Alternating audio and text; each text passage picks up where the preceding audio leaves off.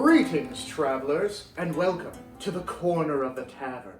I'm Patrick, and this is Key. And tell me, what will we be brooding over today? You know, Patrick, I believe we've made a terrible mistake. As any longtime viewers may have seen on the Martial Nerd channel, before the release of the D&D Honor Among Thieves film, we decided to make a skit on our predictions of an accurate D&D movie because we thought it wasn't going to be good. Unfortunately, it was. It was a very good movie. It was a very good movie. Before we get into the movie itself, I do want to talk about that video because, my idea behind it was like, oh man, it was a very like more comedic driven thing of like, what if we just took every D&D horror story and just mashed it into one and then translated it to a movie format.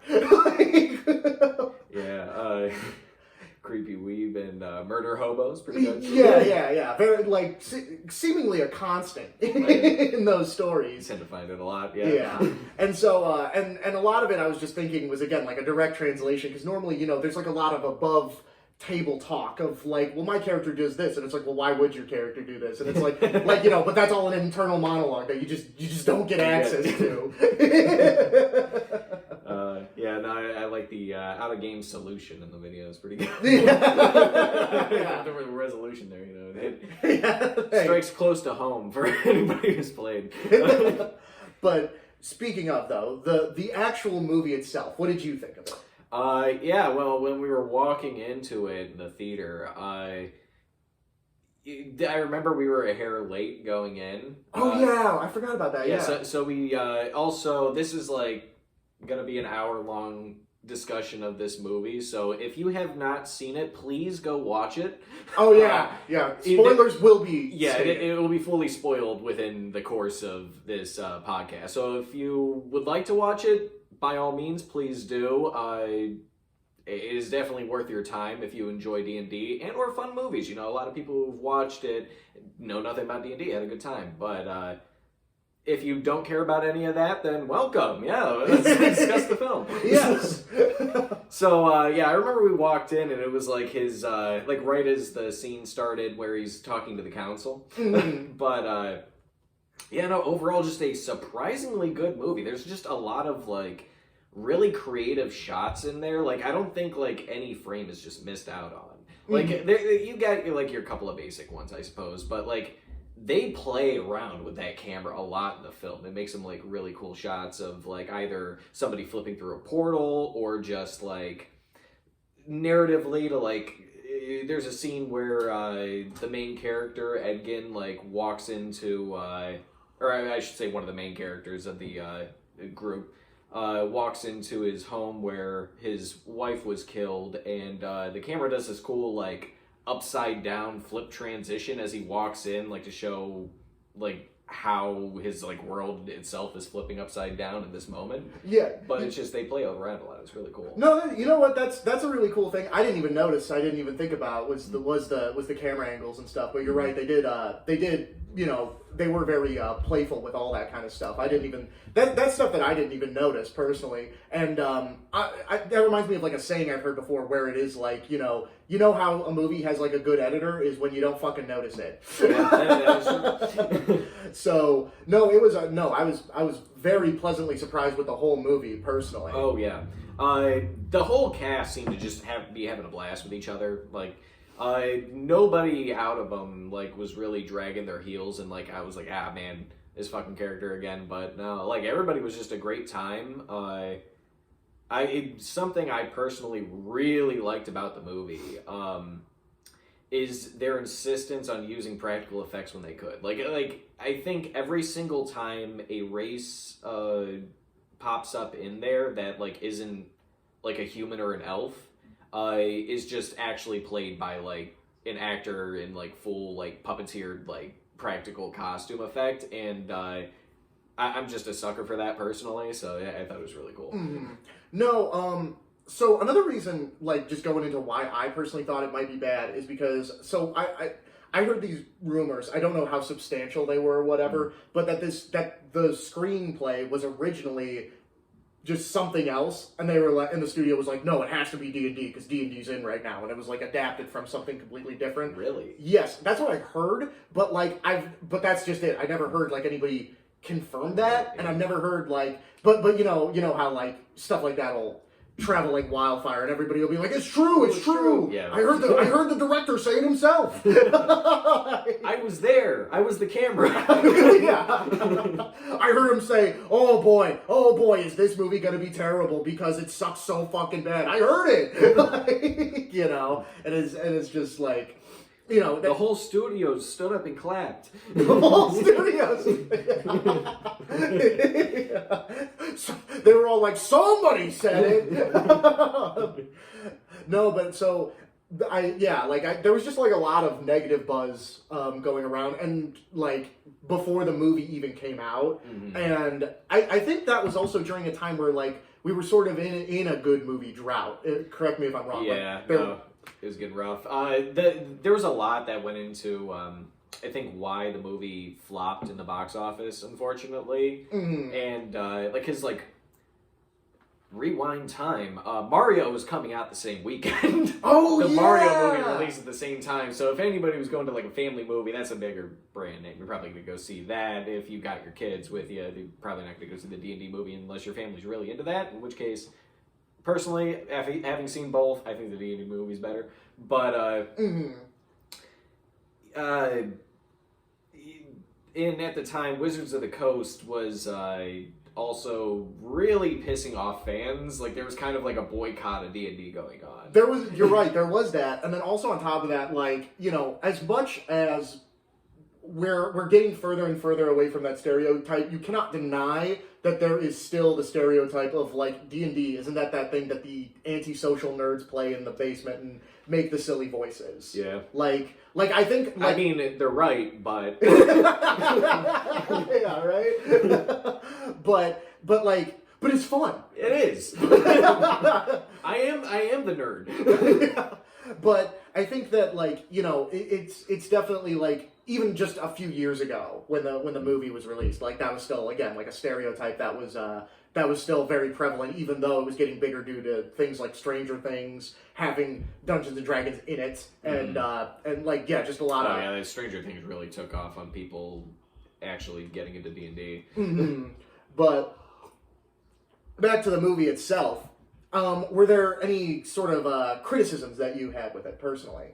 So there's a couple things in there that like don't necessarily upset me, but I guess it, and this is a sign of a good movie, is I'm struggling to find things to be mad about. But there's a couple like either really quippy like Marvel-esque jokes, but they're usually played off pretty quickly. The most of the comedy in the movie is like really good. Like it's actually like genuinely funny. It's a very funny movie. And there was like I remember when I was watching it, I was like, this one scene, like everything up until like this one spot, I'm like, why did that happen? And it was after the shape changer, the wild shape druid in the movie,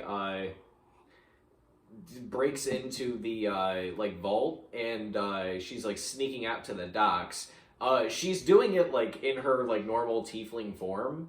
Like she doesn't like turn into anything to like scout out the way. Like she was doing that like the entire movie, and literally had just got back from turning into a worm to like squeeze through like the portal, and like when she's like heavy foot traffic of enemies and stuff, she decides to just go out and like sneak like normal. And ends up getting caught. And literally, that's like the only thing I was like, wow, that's kind of dumb, I think. But even then, the funny thing about this movie is like it's played so well in the sense of like this feels like a D&D campaign that's been like made into like a movie, and like you can tell by like looking at people's like actions and stuff. Like essentially, you could see like a dice roll happen if you like. Yeah. But he also like can play certain things off, like, oh, that would be like as a player, you're sitting there and, like, you might have abilities that, like, you just forget sometimes and, like, get yourself into, like, a tight spot. Like, there's been, like, times where, like, I'm a rogue or whatever and be like, yeah, I think I'll just, like, walk into this door or something like that, or, not use stealth at all.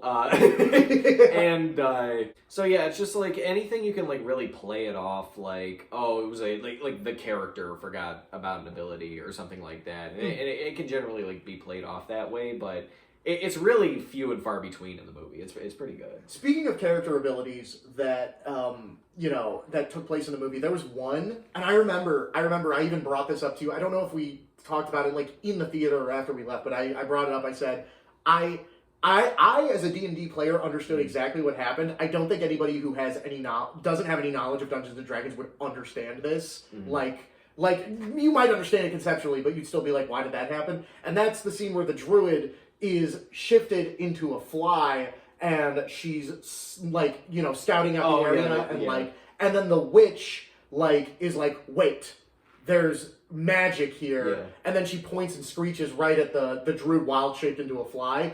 I understood as a player that she used detect magic. And you can go ahead. But it's just like so it's like I knew exactly what happened there, but to somebody who's never played D&D before, it's just like the witch, to sort of use sort of a visual stimulator, like when Spider-Man, everybody knows Spider-Man has Spidey sense. And that's something that happens in his head. And typically in cartoons, like, the whole background will go like, and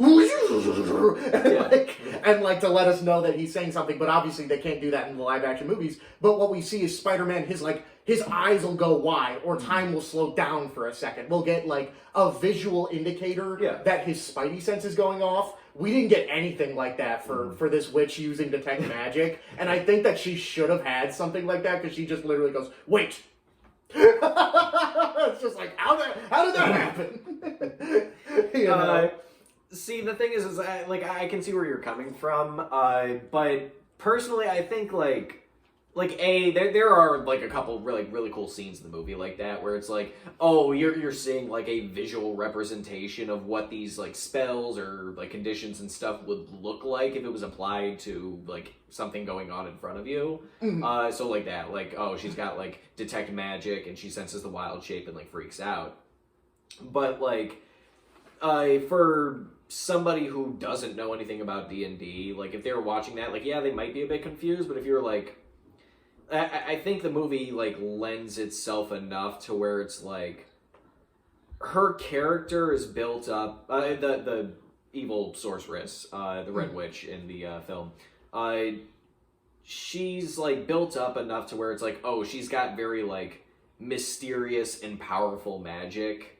Mm-hmm. So every time you see her, she's pulling out some weird new ability that she's and you just kind of write it off as oh, she's got weird magic. She can just do stuff. Mm-hmm. So it's very abrupt, and it's. I think it was a nice punch to start.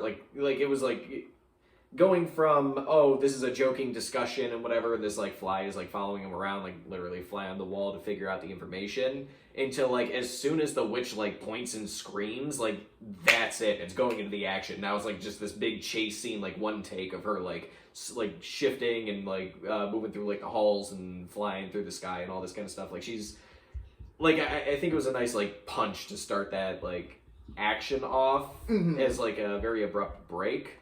And I think it can write off well enough of this sorceress is weird and she's got certain abilities. Mm-hmm. No, that's fair enough. I will say also another thing. Now I'm gonna start sounding like a hater, because I'm just listing everything I hate. Yeah, good cop, bad cop. Let's go. I didn't hate this, but the first time I heard this line, I did laugh, and that's because it's because Dungeons and Dragons has resurrection mechanics. And so to this is a D&D movie. We can't the plot is the main character's wife dies. Yeah. So it's well, how do we make that have stakes in a world where resurrection is a regular thing? And it's well, for one, it doesn't have to be. Yeah. You know what I mean?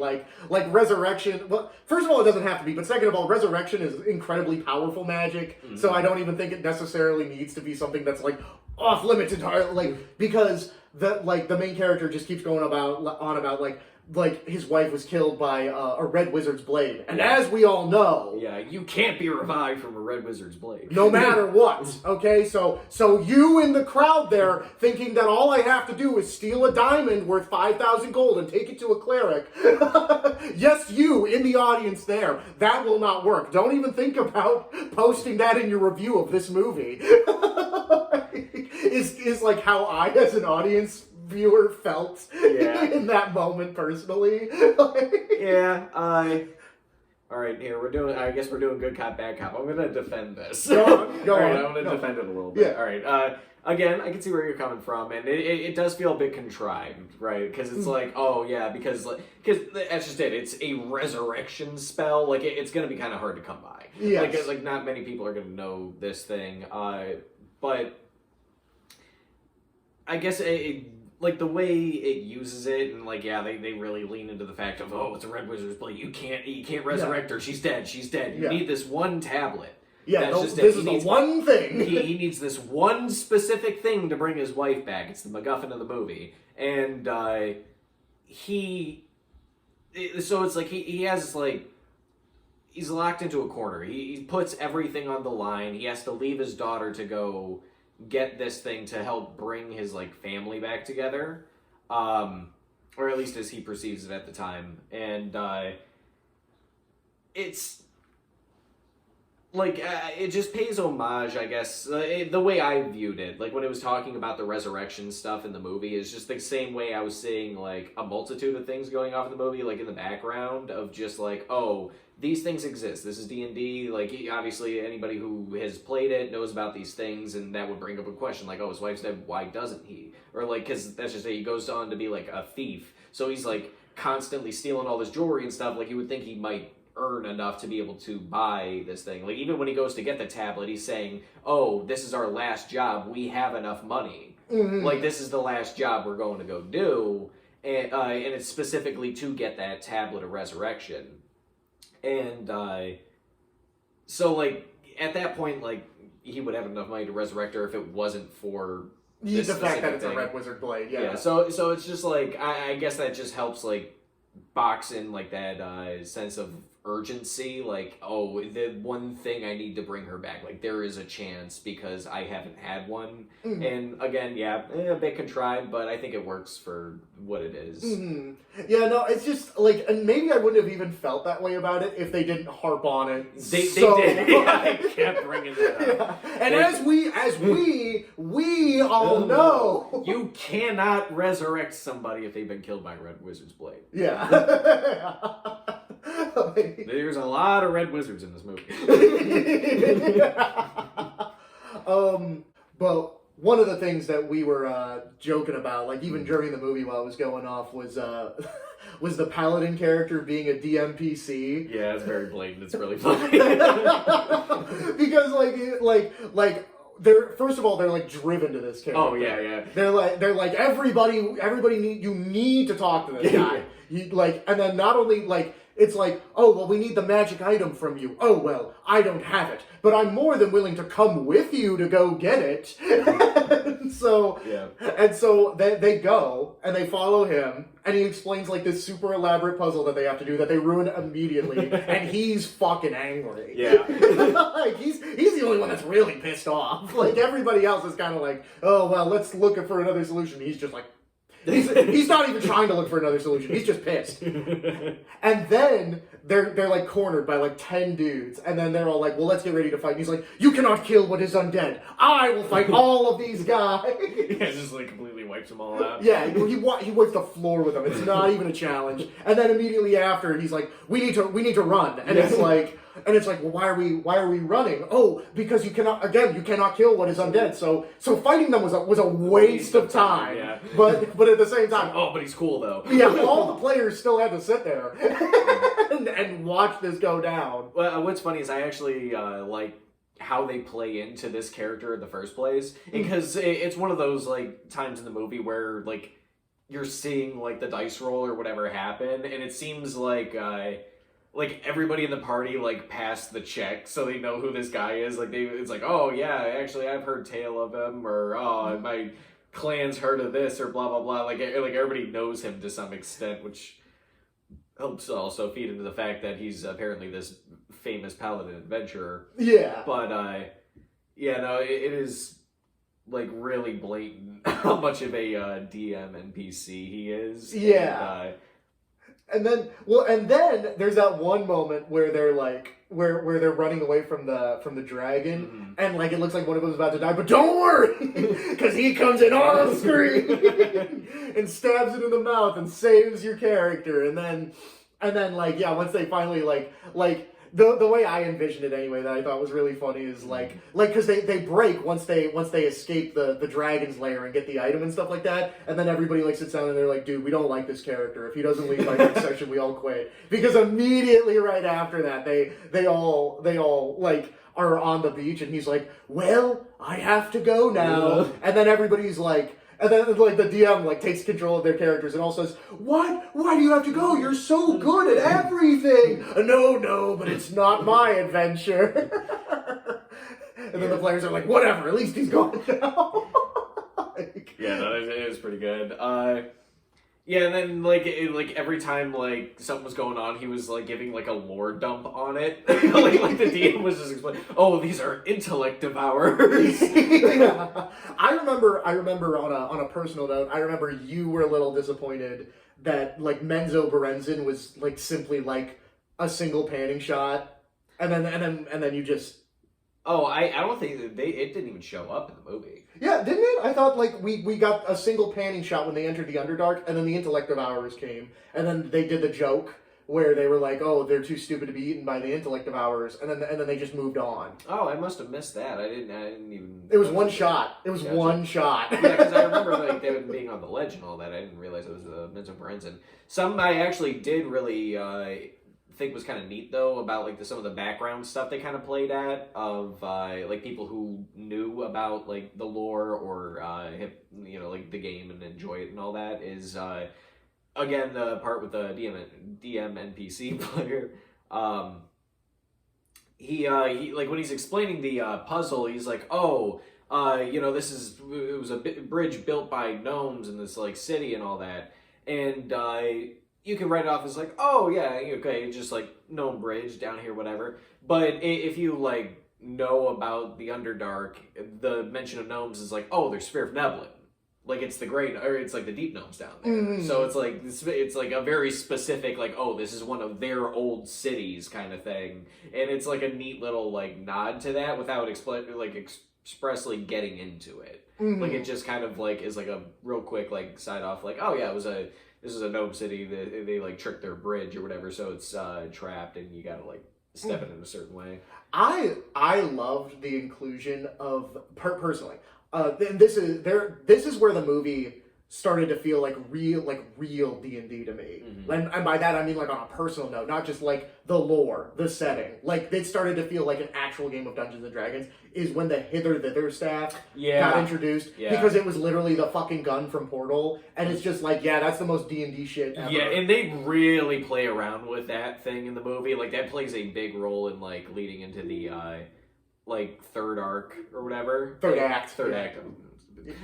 But yeah, it plays a really big part in like going to the third act, because that's just how they break into the vault and how they use it is like so cool. Oh, I love that. Yeah. Sequence. Oh yeah, it's like one of the coolest like heist sequences of just like, oh yeah, they like cut out like the like picture out of like a frame and then like put the portal on the back of it and then like recover it so they can like sneak it in. Like it's really cool. Yeah, no, and like the way that they just kept like moving around the portals to like sneak in and sneak out, that was that whole sequence like where like they were sneaking it into the moving caravan even was a great. Yeah, they were like heisting an item into the treasury. Yeah, and then wild shape into a fly out of there. Yeah, no, and that's what I mean when I say it felt like because that's felt like something players would come up with. Player synergy. Yeah.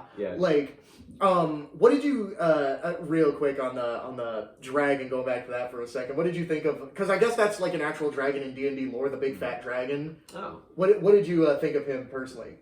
So I don't know his lore specifically, so I don't have any opinion on it that way.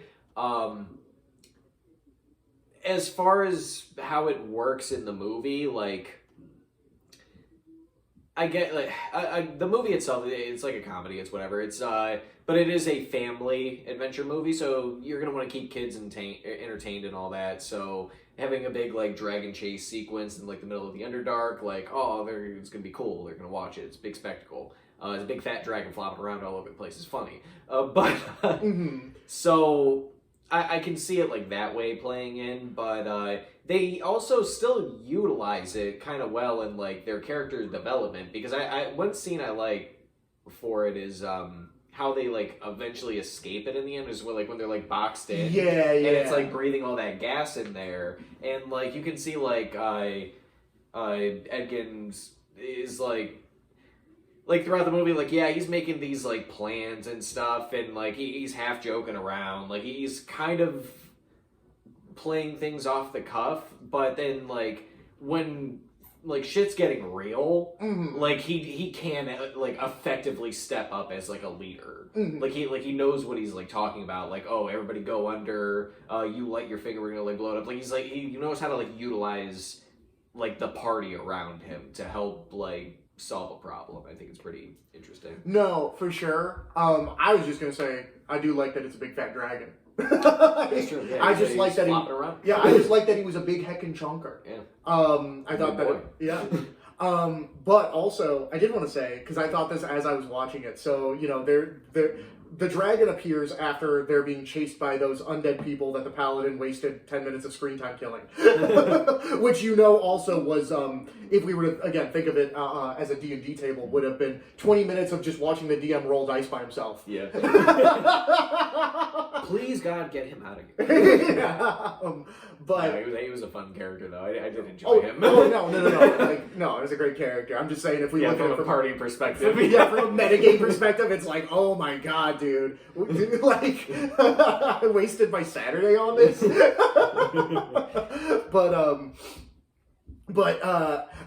then, like, one of the players is like, I jump in to help. No, you don't. He doesn't need your help. But no, he has to take care of this. You cannot kill what is already dead. Yeah, but those undead, the undead Thanes, they get eaten by the dragon.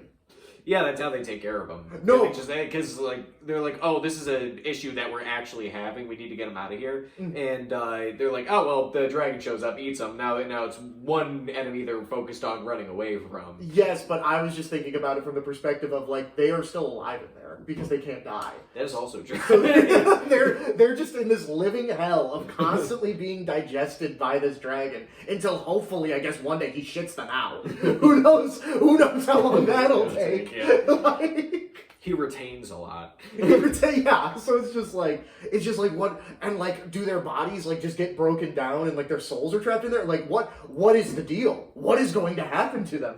I would assume they're like constantly like disintegrating and reforming in the stomach acid, because they clearly take damage in the movie. When the paladins like killing them all, like they're actively taking wounds, and when they stand up they're healing like they're Wolverine, like, so their bodies do take the damage, but it just will heal itself.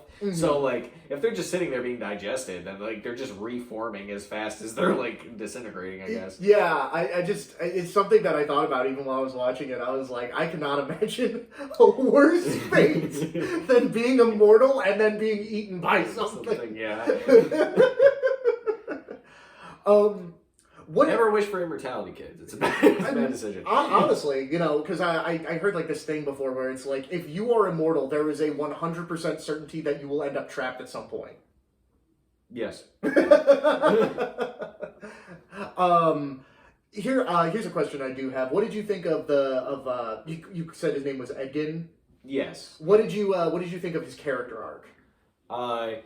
I thought it was pretty good. I mean, it was like pretty basic in the sense of like, oh well, selfish bard, thief, going around like he wants to do right by his daughter, finds his way in the end, he's no longer selfish, goes back to the Harpers kind of thing. Like, yeah, it's where the story you would expect it to go, essentially. But I thought they did it in like a nice enough way where it was like, you get the tragic backstory at the beginning, and as Rogue sitting in the corner of a tavern, we love that kind of thing. Yeah, but I don't like that he changed. Yeah, he should have. Yeah, never mind. Scratch that. We don't condone. He should have kept breaking glass and stealing things. That's how we do it. Yeah, I don't like that he learned to like other people. Yeah. I don't like that he he started working with other people as a team. I thought that was all pretty bad actually. I was of the opinion that he should have remained static until eventually everybody got sick of him and told him to leave. At which point, his brother shows up, who is just like him in every way, except maybe he's got a mustache or something and a slightly different name. That's how I think the movie should have gone personally. But yeah, I think it would have worked pretty well, honestly, if like it ended with him just alone in the tavern. That's where you're right. We follow him after they kick him out because he's the main character, right?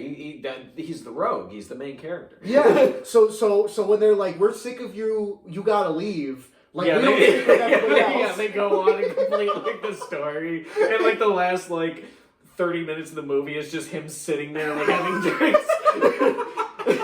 Yeah, it's that scene at the beach where they're pissed at him and they're like, "Oh, you lied to us this whole time," and they all leave him. That's how the movie should have gone. Yeah, it should have been there. I think they did it in a well enough way, honestly. Yeah, if we couldn't have it our way, I guess they didn't choose a bad second option. I guess. But as he's telling his tragic backstory in the beginning to the council to get out of prison, it's intercutting it with this urgency for one of the people to show up, Jonathan, which that was a good bit. Yeah. There's an Aarakocra, and he just grabs him and runs through the window as soon as the guy shows up. But you get little bits throughout the movie. It's kind of drip fed to you, as much as they do hammer a lot of it over your head. They do play their hand sly enough a couple of times, and because there's times where you'll see a dragonfly show up before that element is introduced into his backstory with his dead wife, and it's really classic tragic dead wife too. She's literally under white bed sheets and they're sitting there talking to each other. It looks like John Wick's backstory. It's kind of hilarious. But and it plays into a big thing of this, you're trying to capture it, you're trying to hold on to this, you gotta let it go. And I think what made that scene work at the end when he finally does have his final character arc of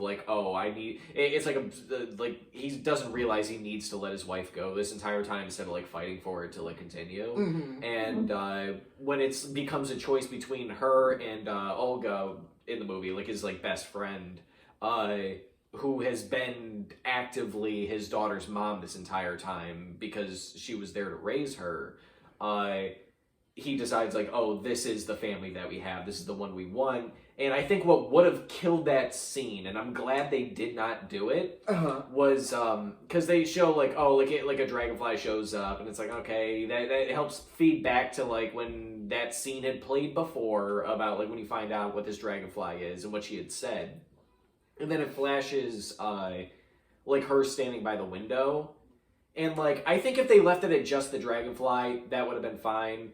Her standing by the window still works, but if they had added a voice line where it was literally her repeating what she said before, I would have been okay, you're hammering the point way too much there. Yeah. So you gotta learn to let things go. Yeah. It's okay, we get it, but I'm glad they didn't add that. It was just okay, dragonfly, stand by the window, gotcha. All right, point across, you got it.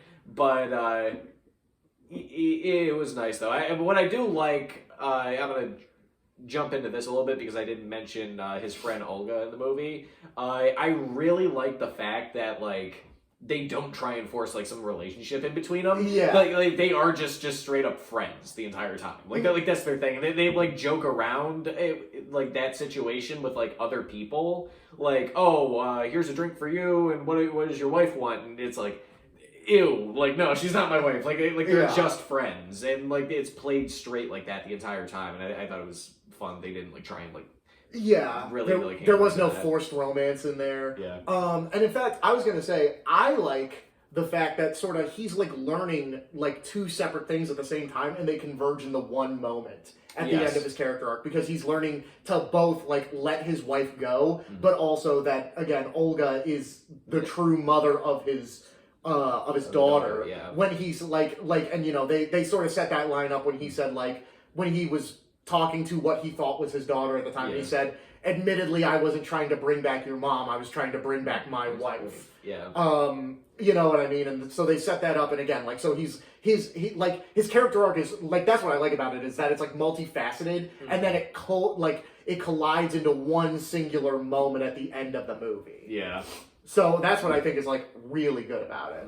Yeah, I think it worked really well. I also, there's just so many, like, little cool details in there, too. Like, how, like, visual representations of how things work. Like, the attunement stuff I thought was kind of cool. Like, it's like, it's like, yes, he puts, like, a helmet on, he's got to, like, attune the sorcerer character. Yes, the sorcerer character. Simon, yeah, he's trying to, like, attune to this helmet and, like, put it on. And, like, to him, he has a whole conversation with, like, one of his ancestors.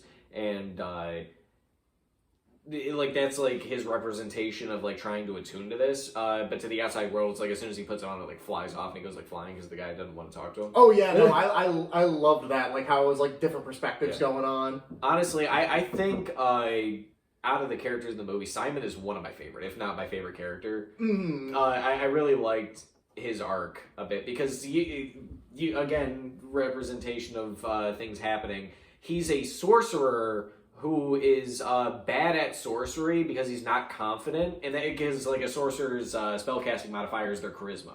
And he has no charisma at all, so he just sucks at what he does. You know, I didn't even think about that. Yeah, that's like, really cool. Yeah, he's just a bad sorcerer because he has no charisma. He doesn't believe in himself. Yeah, low charisma sorcerer, so that's why he sucks. Yeah, I didn't even think about that. Yeah, and I really like the idea of like his like spell slots, and like his little like grimoire spell book is like a like dial on his belt, and he kind of like accesses like what he has like tuned for like the day at the time. I think that's pretty like it's just a fun way to like play into that. Like it feels like a character or like a player sitting down and be like, oh yeah, I think it would be a cool idea if my character had like instead of like a book grimoire, it was like a little dial that he like spun or something like that. Like it feels like a player put a personal touch into the character they were making. You feel that in like everyone, because like even the druid in there, like she's got like a sling, a very basic weapon in D&D, but the way it plays in is it's literally like a wrist-mounted slingshot.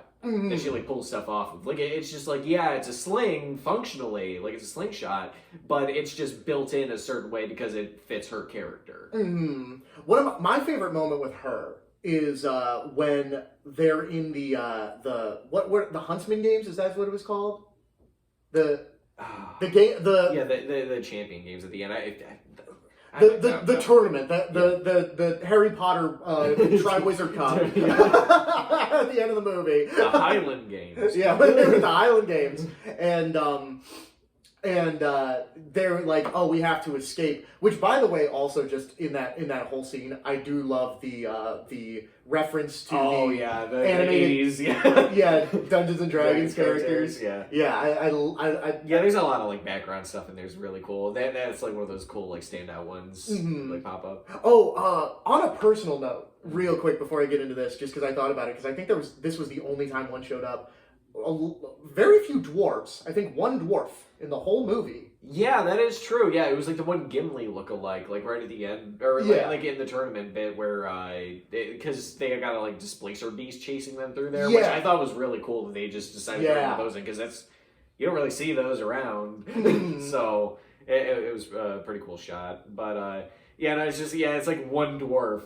Yeah, right. I think he's literally the only one that pops up in the movie. and I just noticed that because I'm a big dwarf guy. I love dwarves. So the fact that there was one of a fantasy staple. Actually, were there any elves either in the whole movie?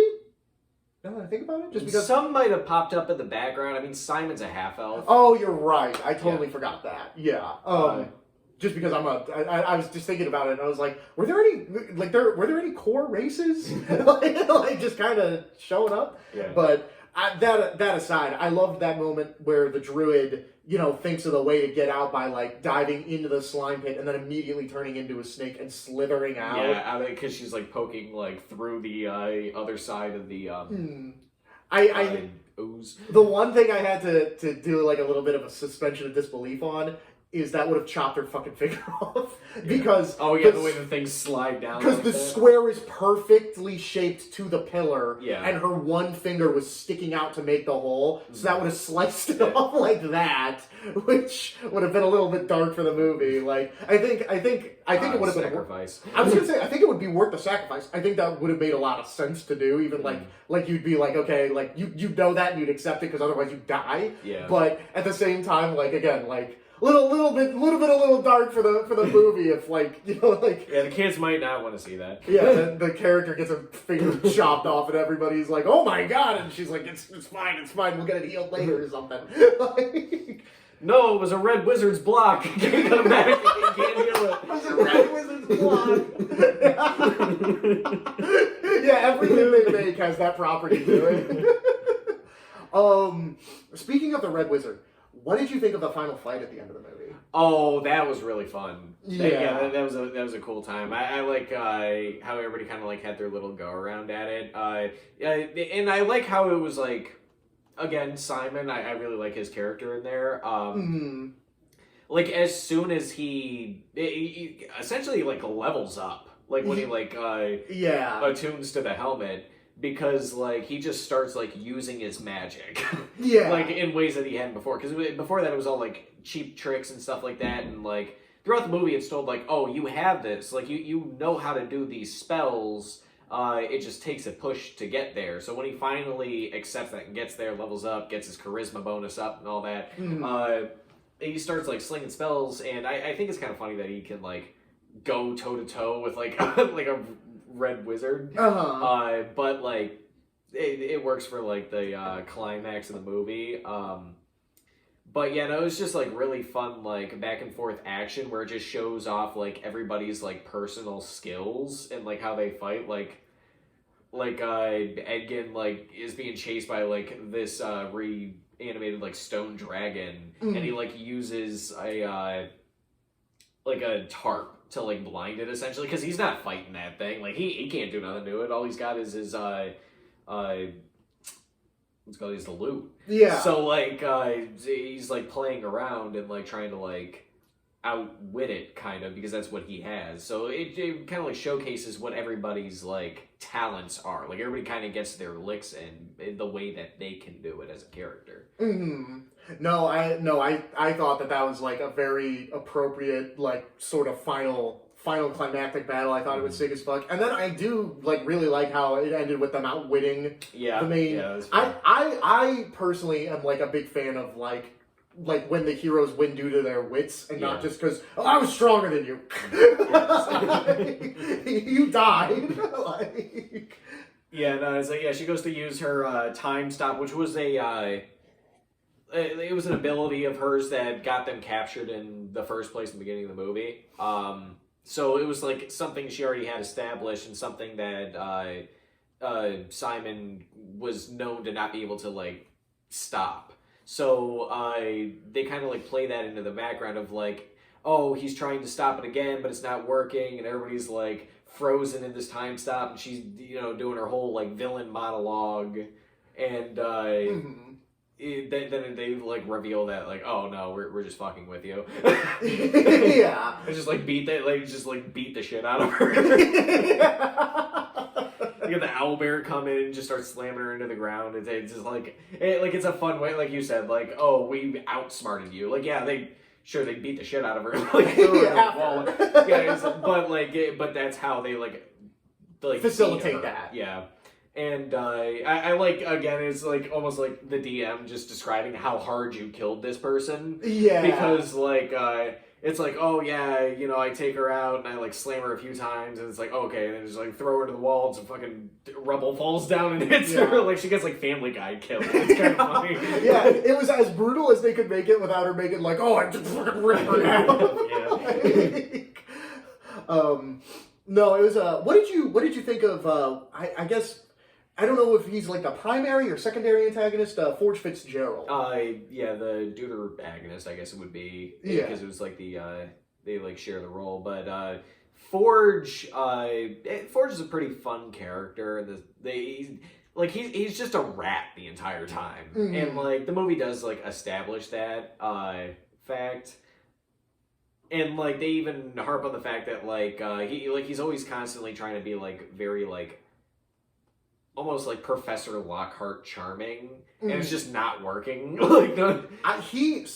This is just a personal thing because like I think that style of villain is kind of my favorite personally. Like I love just like what a like smarmy dickhead he is. Yeah. Like that whole scene where he's introduced and like he's like, ooh, it's too hot. And then he's like, cool this down for me. And she sticks her finger. He's like, oh, I didn't realize you were going to do that. I'm just going to set this down for later. yeah. He's like, if I knew that's how you were going to do it, I probably would have. And then like his whole like mask slip moment. Again, that's kind of like another trope that I like is when that character has their mask slip moment and like he reveals just how evil he is when he like grabs a child. He's like, yeah, your father's listening because he knows I'll do it. Yeah, sure, he's a little goofy dickhead, jokes around most of the movie, but like he is just like he's like, I will kill your daughter. Yeah, I will kill this child. Like I get my money. He tries to be charming. He tries to get what he wants through like wit and charisma, and if that doesn't work, he'll be violent. Yeah, and like you see, and again, just the fact that it's to a child, you see just how like truly scary he is. Yeah, and one that he supposedly has built a bond with over the last several years. Yeah, while her father's been in prison. I totally forgot. Like, yeah, that's how long they've been together. Yeah, they've been together for like 2 years. Like they were in jail for 2 years, and I don't know if this is like feeding into like him gaslighting his daughter the entire time, or if like it was actually showing like maybe there might be a softer side to him, but considering how the character ends up, like I don't know if that's the case. But there's a part when he's like sitting there talking to his daughter. What was the girl's name? I forget. I cannot remember. She's not in a lot of it. Yeah, but he's like sitting there talking to her, and he says, you seeing good in me makes me believe there might actually be some. I think he means it. I think he means it, but I think he's wrong. That's fair. That's a fair point.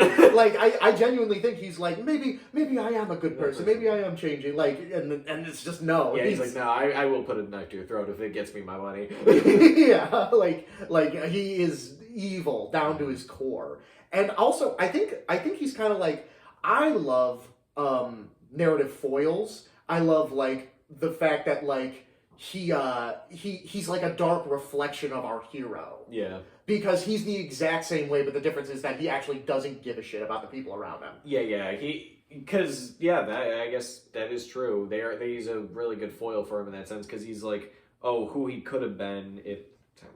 It's who he could have been if like he decided not to actually care. Yeah. And like, oh, he wanted to live down this life of like, oh, I'm just going for money or whatever it may be. And because they're both very witty characters the entire time, the two of them. And but Edgin is like, I guess maybe it stems from like the Harper background, but he is a good person to the core, like because he actively does care about the people in his party, and just Forge Fitzgerald does not. And one thing I want to talk about, like before we get into it, like is I love the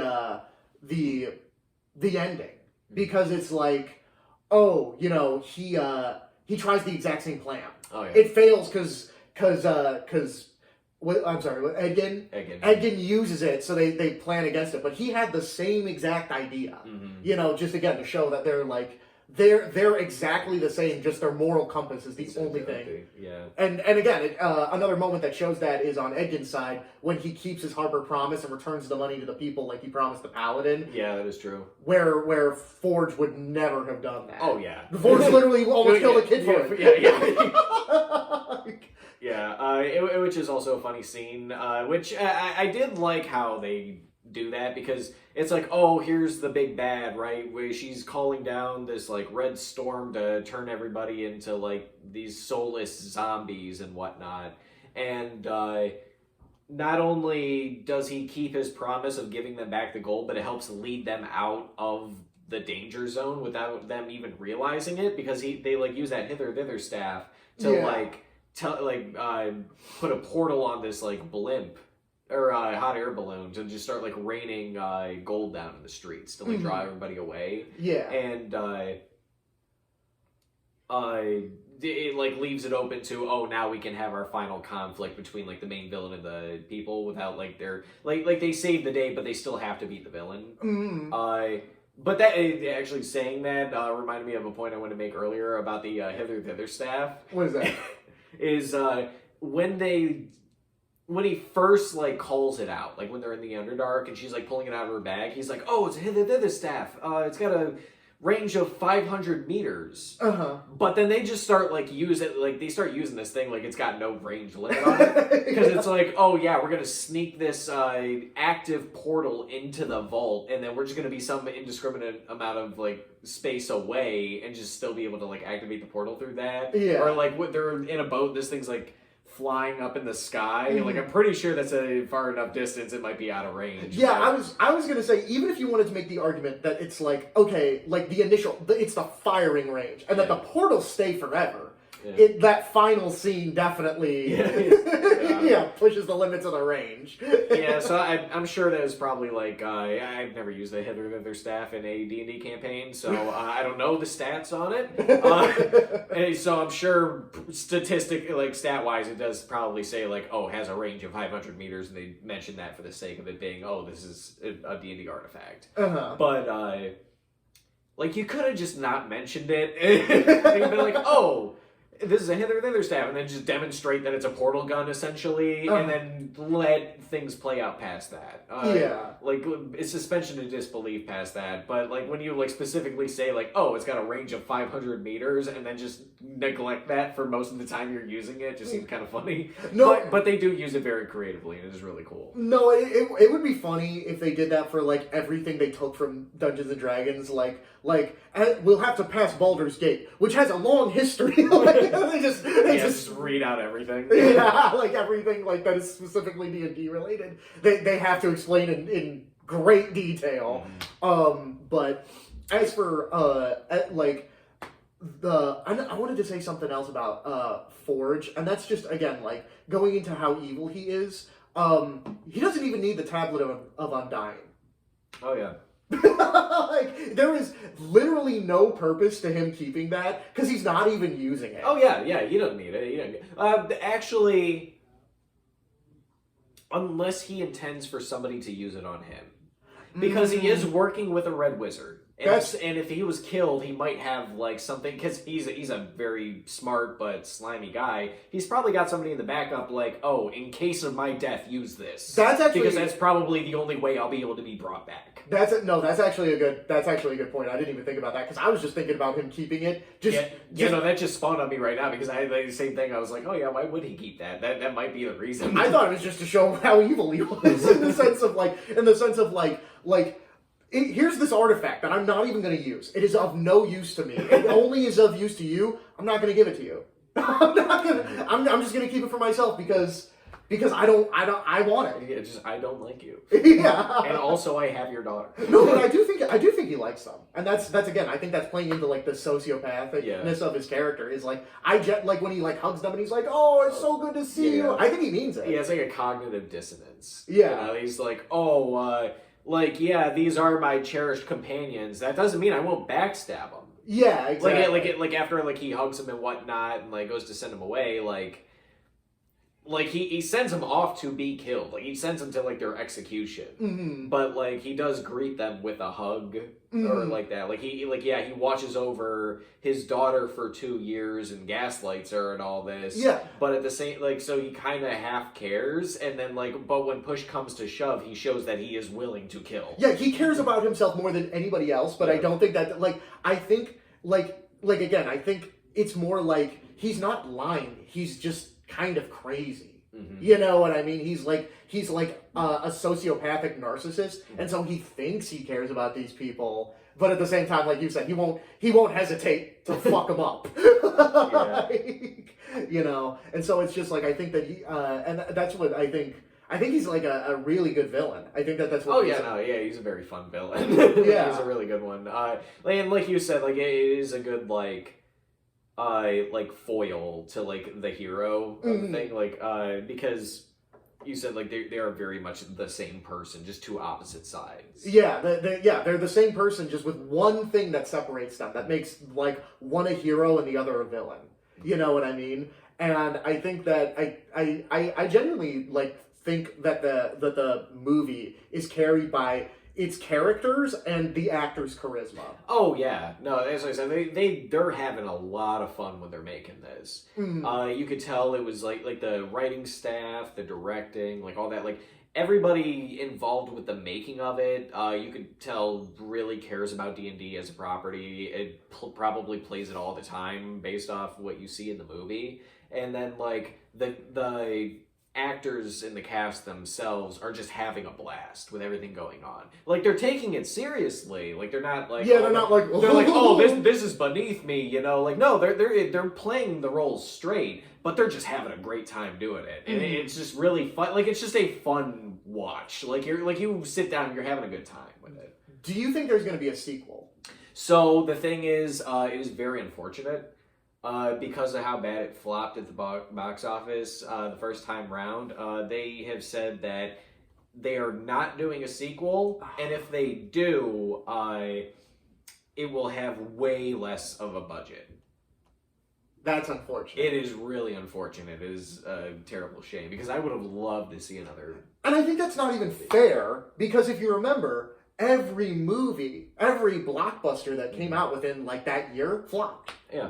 Because they made like 10 blockbusters, and not everybody's gonna go see all of them. Movie, yeah. You know, so I think that's even just kind of like an unfair thing. No, it's definitely unfair, and it's really disappointing because I would have loved to see another adventure with this cast, or what would have even been funny as like a sequel thing is like the same, like even if you want to use the same actors, right? They have great chemistry. Yeah. Just make them different characters. Like it's another campaign. That would be really funny. like everybody's just a new class, like they like a new personality or whatever, but it's like the same people. Like, yeah. A fun time. Yeah, no, like a real Critical Role campaign too. Yeah. Kind of thing. Yeah, like that would have been pretty cool. Yeah, no, I agree. That conceptually, that's hilarious. Yeah, just all the same actors, but they're different characters. That would be really funny, like meta-wise. Yeah, no, and that is that I didn't know that they even talked about it. That does suck that they're like, unfortunately there isn't going to be a second one, because it was a great movie. Mm-hmm. Highly recommend. Yeah, like I know I had some problems with it, but even then I recognize like there were like personal problems. Yeah. They're like not objective that like I'm gonna sit up in here and be like, no, bad movie.